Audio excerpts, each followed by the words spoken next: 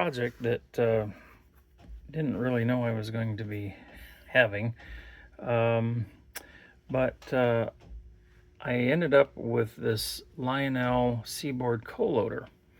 And one of the first things I discovered was the building down here had split. Someone had tried to glue it, and they kind of mangled it up. They tried to solder it, just kind of made a royal mess. So I used my tiny Dremel drill press, and I drilled 3 tiny holes, and I'm going to pin it, and I'm also going to JB weld it. Okay, so that'll take care of that. The next thing was, it somehow came with instructions, no box, no nothing else, but it included instructions. And so I was kind of turning it over. In fact, we can do that. And you can see down here, it appears to have 2 bridge rectifiers on it. I was like, oh, that's cool. And so I just used my transformer here and used my alligator clips and just started messing around to see. And you know, these 2 here dump the coal out of the bin, because there's actually a little reservoir up here, unlike the original one, so that's different. These 2 here open the bucket, so those work, and then these 2 control the motor. But the motor would just buzz when I used my flyer transformer. So that told me, okay, so for whatever reason, even though it appears they're using bridge rectifiers for this solenoid and this solenoid, and I checked the wiring, and it bypasses a bridge rectifier for the motor. So I scrounged through my few remaining HO paraphernalia, and I have this pathetic little transformer. And it doesn't work very well, but apparently it works a little bit. So I've got power coming out of it right now. There we go. So I hear the motor running, and nothing's happening.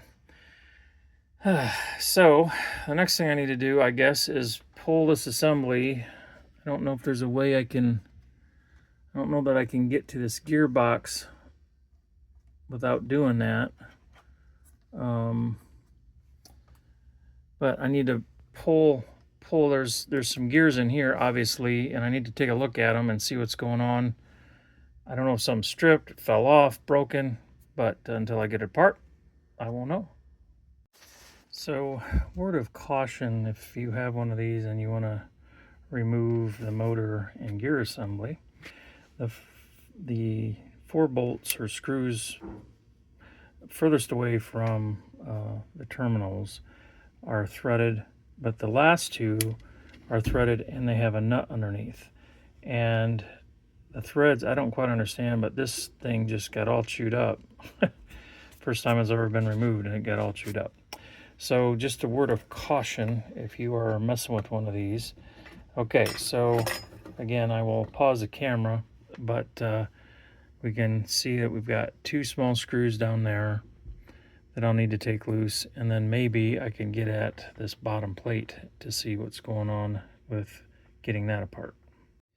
And surprise, there are also 2 small screws down in there, which you can't even see, and I can't get to without taking this brace apart and probably end up removing this shaft, and it's a whole lot of disassembly just to get to the primary gears, but I guess that's what it takes. Well, this has been an adventure. I'm getting to learn patience. I could not get this shaft apart, so I actually had to work in and around to get these tiny screws out, and then I popped the transmission loose, was able to get this cover off, and drive around the motor that turns, you know, this gear, and then this gear is turned by that, and so on and so forth. This is not spinning very well. I don't know if it's because there's no bushing in there and it's just on plastic, but I'm gonna add a little bit of grease to it and see if I can get it to spin at all. But I'm sure that's why we weren't getting any action. Okay, so I put a little bit of lubrication inside, and then put the cover back on, which is necessary to support the axle. Put the rubber back on, added, like I said, just a little bit of lubrication, and let's see what we get here. Okay, well that's encouraging. I'm going to reverse it. Okay. All right, good. What's this? Where should that go? Well, I guess I'll take things back apart, because I'm guessing that should have been, oh no, that goes on here. Okay, okay, we're good, we're good. All right, after letting my JB Weld sit for a couple days, I put some rubber bands on here. I also set it this way and put some little weight on there just to make sure it didn't pop loose, because this metal has, I'm not sure the history, but it's kind of been bent, probably as people have tried to fix this in the past, and so I wanted to make sure that it didn't, you know, pop loose. But I've got a good bead of JB Weld. I also put these pins in there, and I'm going to snip off the back of these pins, and the one in the bottom fell out before the glue dried, so I couldn't really do anything about that one, but the other two are still in there, and so that will go here.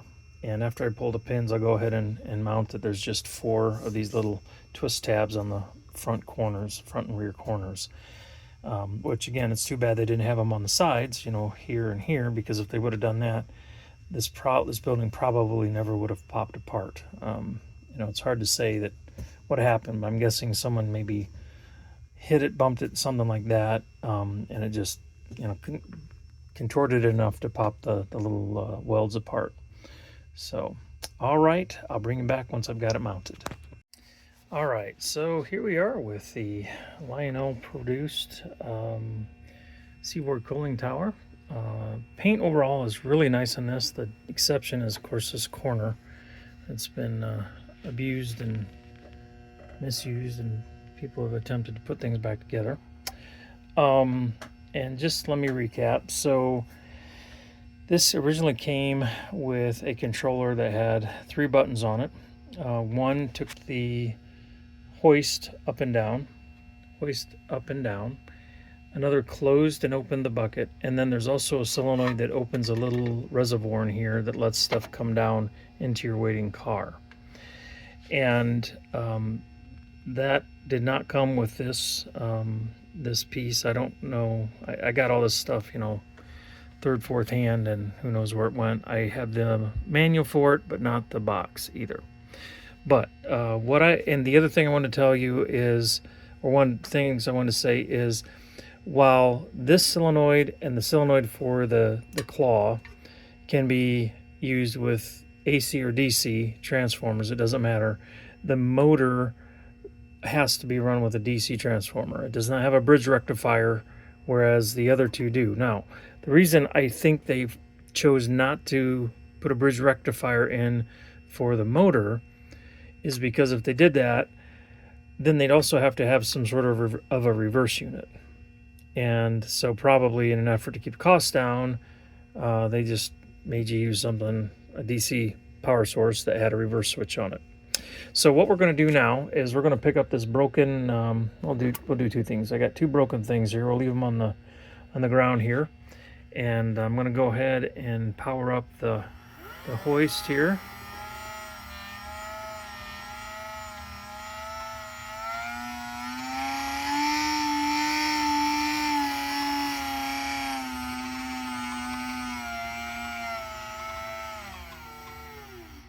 Okay, now I'm going to come over here and I'm going to throw my dead man's lever down. What that's going to do is that's going to collapse the bucket. So let's do that. And let's see, did I miss my, looks like I got a wheel. I didn't get the other piece, so it's kind of trapping it. So we'll go ahead and take that up here.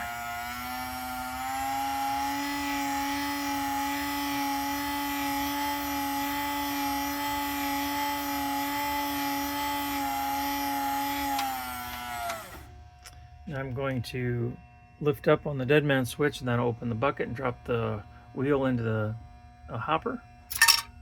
Okay, And now I'm going to bring it back down here, and we'll get this other bit of metal, move that over a little bit so maybe I can grab it this time.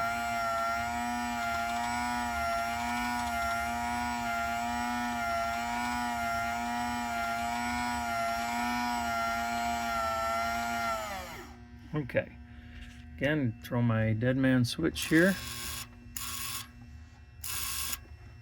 Looks like I put my bucket down too far. There we go. Oh, it didn't grab it. Okay, well, we'll just do it this way. Just throw it in there. Okay.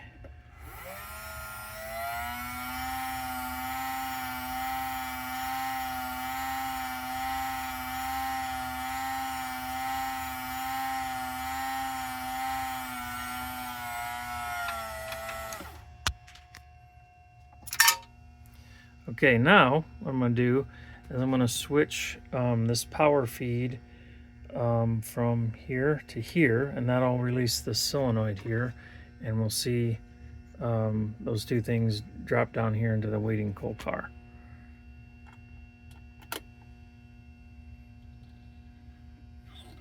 Oops, grabbed the wrong wire. My bad. I want to bring the AC one over because that works better.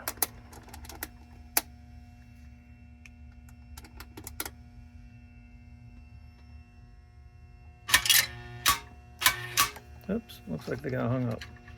That's what I was afraid of. This opening is pretty skinny. All right, hang on. All right, now I opened up this piece of metal here a little more so that the opening's bigger. Now let's go ahead and open that solenoid. I put the pieces back up in the hopper. And there they are. Now I think if you're using, you know, some sort of fake gravel or sand, you know, wouldn't have some of these issues, but there you go. I think a person could probably come up with a little control box, you know, make your own DIY kind of thing if you wanted to, that would, you know, obviously replace the clunkiness of this. So I'm sorry that that there's no control box with it, but that's why basically I'm just kind of giving it away. So $50 and it's yours.